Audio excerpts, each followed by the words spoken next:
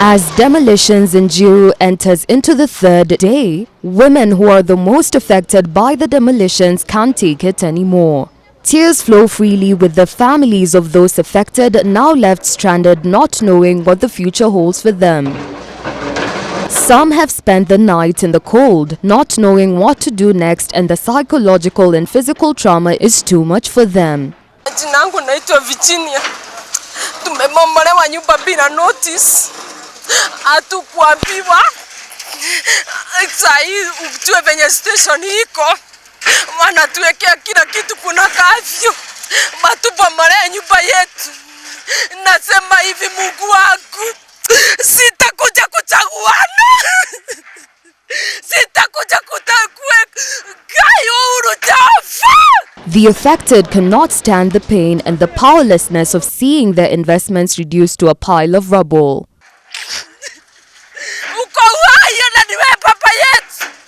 Watu wanasema wako na baba. Tunasema wewe niwe baba yetu. Jehova, umetuachilia. Afadhali ungesema tupewe notice. Kama kungekuwa na notice hakungekuwa na shida. Tungesema tumetupea notice ya miezi 2 ama 3 tuondoe vitu. Vitu zetu zote zimeisha. Hatuwezi, hatuna pesa. Makazi yetu imeisha. Kama wewe tusaidie. The victims say that there were no indications that the land had a dispute and they invested in it. When we came here in 2017, it was a quarry down there. So actually we got an opportunity. We were told that everything is intact. We bought the plots. I did 3 of them.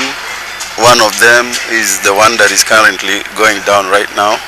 It was supposed to be a safe house for the children that we take care of, orphans. Myself, and I'm an orphan. They expressed dismay that the demolition was conducted when the government has imposed a curfew. The most unfortunate thing I can say even in the government, it's very, very unfortunate that this thing is happening at a time when there is lockdown. There are people who have families, probably the children have closed schools, and the other alternative would have been probably to travel out of Nairobi to go and just look for a way out. Nimehuzunika sana.